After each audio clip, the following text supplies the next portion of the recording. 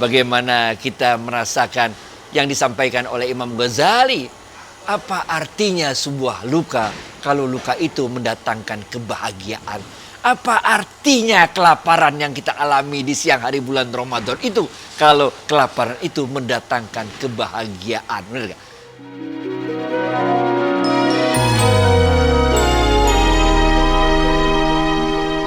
Assalamualaikum warahmatullahi wabarakatuh, sahabat Smart Skill School. Semoga kita selalu dalam lindungan Allah Subhanahu wa Ta'ala. Selamat menjalankan ibadah puasa dan langsung saja kita sapa sahabat kita, Ustadz Adi Warman Karim. Ustadz, Assalamualaikum, apa kabar? Waalaikumsalam warahmatullahi wabarakatuh. Sehat, berkah, bahagia ya. Alhamdulillah. Ini main bowling lagi, Ustadz? Bentar lagi ini nih, mesti latihan bowling terus. Oke. Alhamdulillah kita sudah membuat puluhan video tausiah. Dan dari keseluruhannya itu banyak tercetus sebuah arti atau suatu tindakan yang disarankan berulang-ulang, yaitu kata sabar. Nah, boleh nggak Ustadz kembali mengingatkan kita artinya sabar ini? Nah, kita apalagi bentar lagi ini Ramadan, bener gak? Salah satu hikmah dari Ramadan itu adalah melatih kesabaran kita. Ini men, melatih kesabaran kita. Di awal-awal kita udah juga bahas bahwa sabar itu merupakan salah satu dari asmaul husnanya Allah. Sehingga sabar ini emang benar-benar penting.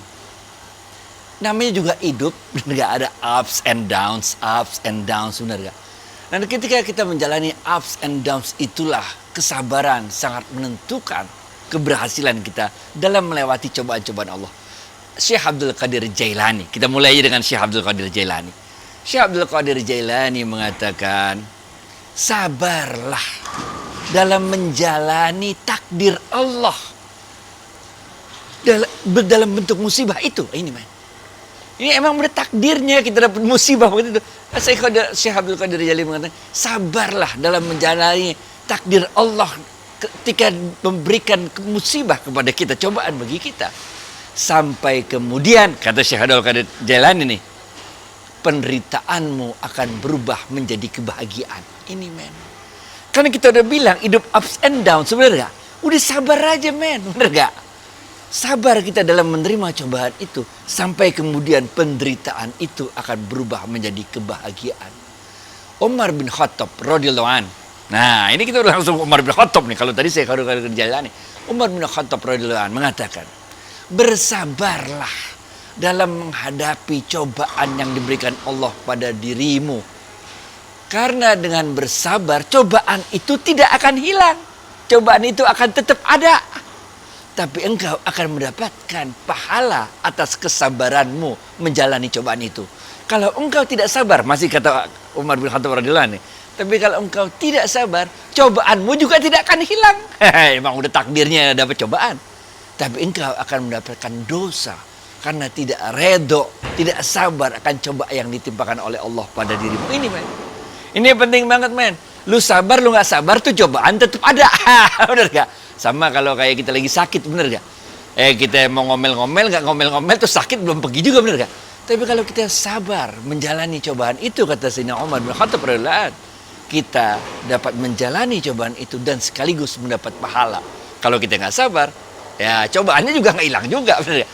Tapi kita mendapatkan dosa. Yang muncul sebetulnya, ini pengalaman pribadi lah, atau semua orang juga pernah merasakan, bener gak? Yang muncul sebetulnya dalam kita menghadapi cobaan itu adalah kekhawatiran demi kekhawatiran.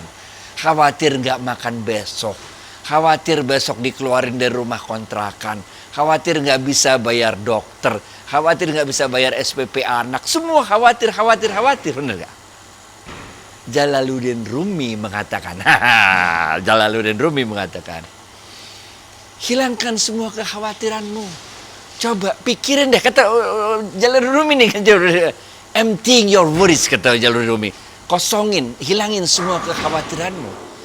Coba sadari dari mana kekhawatiran itu muncul. Ini man.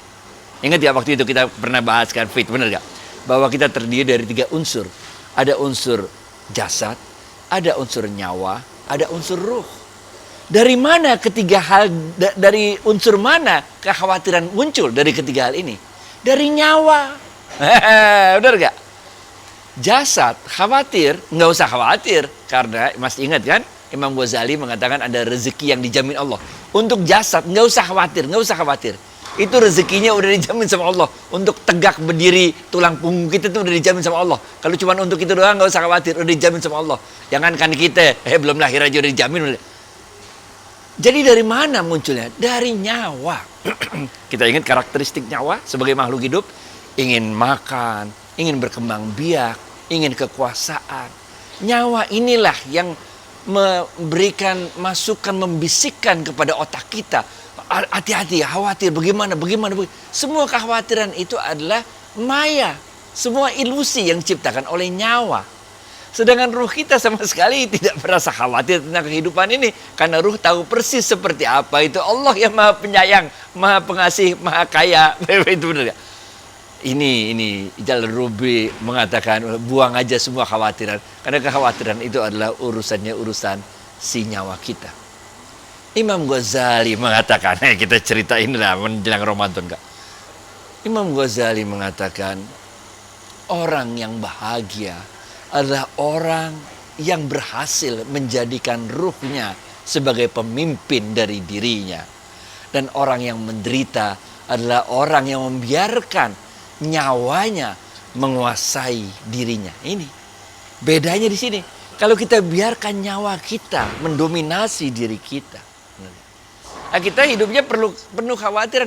Udah kaya raja aja masih khawatir aja, bener gak? Khawatir miskin, khawatir bisnis terugi, khawatir. Karena kita membiarkan si nyawa mendominasi diri kita. Tapi kalau kita jadikan ruh mendominasi diri kita, maka kita akan merasakan kebahagiaan demi kebahagiaan. Baik, David. Oke Ustaz, jadi kita kudu sabar ya Ustaz dalam menghadapi segala problema di dunia ini. Nah kalau dilihat ini nih, nyawa itu lebih ngerepotin urusan duniawi melulu ya Ustaz? Ya memang nyawa itu memang produk duniawi. Sama kita seperti makhluk hidup lain lah. Nyawa itu kayak hewan, kayak tumbuhan. Ada jenis-jenis ikan itu yang dibawa dari luar negeri masuk ke sini, kayak ikan arapaima dan sebagainya. Itu dia butuh kekuasaan, bener gak? Dia makanin ikan-ikan lokal di sini, bener gak? Burung juga gitu, ada burung teritori segala macam lah. Jadi nyawa itu ya memang dia urusannya dunia. Tapi kalau si ruh dia urusannya akhirat. Jalaluddin Rumi, kalau boleh gue lanjutin dikit ya. Jalaluddin Rumi mengatakan di dalam penderitaan itu, di Jalaluddin Rumi bilang, suffering katanya, penderitaan itu adalah karunia dari Allah. Nah, karunia men. Karena di dalam penderitaan itu ada kasih sayang Allah yang tersembunyi. Ketika kita melewati penderitaan demi penderitaan, kita merasakan bagaimana Allah memberikan pertolongannya pada kita, melepaskan, menghilangkan satu demi satu kesulitan-kesulitan itu, menghilangkan satu demi satu kekhawatiran itu, benar ya?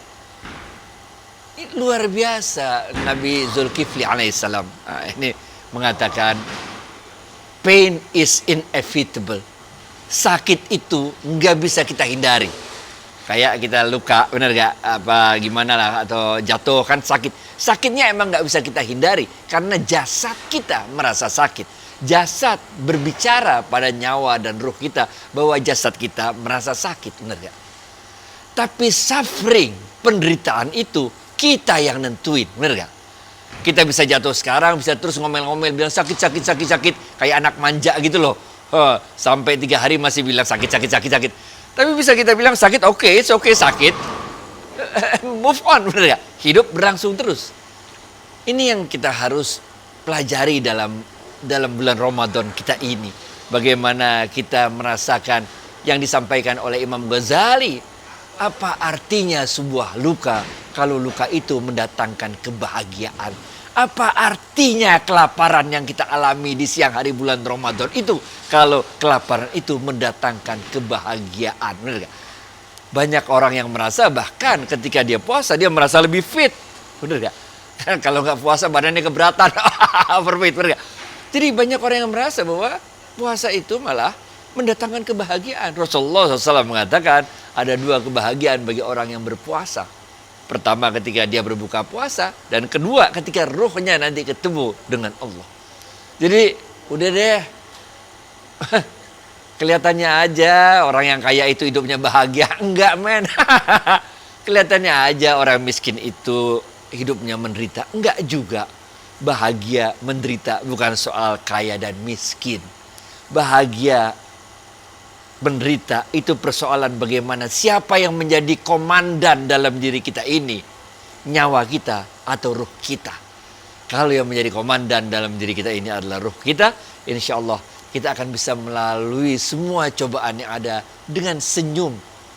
Karena kita tahu ini semua adalah diatur oleh Allah untuk mendekatkan diri kita pada Allah. Tapi kalau kita biarkan nyawa menguasai diri kita, ya udah ente khawatir terus. Karena ada orang yang apa namanya penyakitnya, gue juga lupa tuh, yang serba khawatir segala sesuatu, bener gak? Back to you, Fit. Oke, paham Ustadz. Roh sebaiknya memegang kendali nyawa kita agar kita selamat. Tapi Ustadz, mohon maaf nih, ini ada komentar-komentar yang mungkin sudah lelah menunggu. Mau sabar-sabar kayak gimana lagi sih Ustadz? Nah, ini kecewa dan pesimis sekali menghadapi ujian Allah, Ustadz. Ini soal pengalaman kita. Dulu waktu saya masih kecil. Waktu saya masih kecil, nungguin telur ayam netes itu kayaknya lama banget. Tiap hari bangun tidur disamperin, udah netes apa belum, bener gak? Karena kami gak punya pengalaman. Saya dulu waktu kecil gak punya pengetahuan bahwa ayam itu mesti netes 21 hari, bener gak? Besoknya dilihat lagi, besoknya dilihat lagi. Waktu ibu buat kue, bener gak? Kuenya udah dibilang tuh sabar, ntar ada timernya. Ini belum timer, belum bunyi, kita buka lagi, bener. Ini si nyawa itu. Jadi hal itu lazim karena mungkin pengalaman kita menjalani kehidupan belum sampai, sehingga kita ingin segala sesuatunya itu berjalan di luar apa yang telah ditakdirkan Allah. Benar. Kalau belum saatnya 21 hari netes tuh telur ayam, nggak bakal netes. Lu liatin berapa kali, lu bacain bismillah, lu bacain ayat kursi, ya nggak netes. Karena udah begitu ditakdirkan oleh Allah, 21 hari baru dia netes, benar gak? Bahwa nanti ada yang nggak netes, ya begitu juga takdirnya Allah, benar gak? Jadi teman-teman, segala sesuatu itu ada saatnya. Dan saat yang terbaik itu Allah yang tahu. Untuk urusan 3 ya, untuk urusan ajal, untuk urusan jodoh, untuk urusan rezeki, nggak ada kata gagal, bos. Nggak ada kata gagal. Never, nggak ada. Apa yang gagal? Orang ini adalah rahasianya Allah. Gimana letak gagalnya? Seseorang yang mau bunuh diri kemudian gagal. Bukan gagal, emang belum ajalnya, benar gak? Seseorang yang emang belum saatnya ditentukan oleh Allah untuk menikah, yang belum jodohnya, belum tanggalnya belum datang, benar gak? Seseorang yang udah luar biasa menjalani hidupnya, soleh-solehah, semuanya mengikuti jalannya Allah, kemudian cerai, ya emang begitu, udah jodohnya sampai situ kata Allah, benar gak? Begitu juga dengan rezeki. Kita udah jumpalitan kayak apa juga belum menghasilkan rezeki, emang belum saatnya kata Allah. Tapi jangan khawatir, Allah Maha Penyayang, Allah Maha Pemurah, Allah Maha Kaya, semua akan indah pada saatnya, insyaallah, amin. Sebentar Ustadz, ini ada hubungannya gak nih? Ustadz pernah nasihatin saya dulu bahwa kita harus hakul yakin. Nah ini men, ingat kan ada 3 tingkatan yakin. Yang pertama adalah ini cuman ainul yakin doang, benar gak? Kemudian ada ilmul yakin. Ainul yakin tuh kita ngelihat pakai panca indera kita, maka kita yakin. Ilmu yakin bukan aja kita lihat pada pakai panca indera, tapi juga secara ilmu pengetahuan proven, terbukti bahwa itu terbukti. Yakin kita. Yang ketiga ada yang namanya hakul yakin. Hakul yakin ini harus kita lewatin sendiri. Baru kita ngerti, oh begini ternyata, bener gak? Sekarang teman-teman yang lagi ada kesulitan, ada masalah ini itu, udah cobain deh. Nanti ketika Allah lepaskan satu persatu kesulitan dari kita. Nah, ketika Allah lepaskan satu persatu kesulitan dari kita, kita baru tahu ternyata kesulitan itu selesai bukan karena usaha kita, tapi karena Allah yang membuat kesulitan itu hilang. Ingat gak waktu bahasan kita yang kemarin? Kesusah payahan kita dalam mencari rezeki itulah yang akan menghilangkan kita minal ghammi wal hammi. Ingat gak? Akan menghilangkan kita dari kesedihan dan kekecewaan. Udah kita terus do your best. Nanti itu hilang itu kekecewaan dan kesedihan. Pada saatnya kata Imam Syekh Abdul Qadir Jalani tadi kan, sabar aja sampai kemudian penderitaan itu berubah menjadi kebahagiaan. Baik David. Alhamdulillah, Masya Allah. Ternyata makin dalam iman dan ilmu yang kita pelajari, maka kita akan makin merasakan ketenangan dan kedamaian.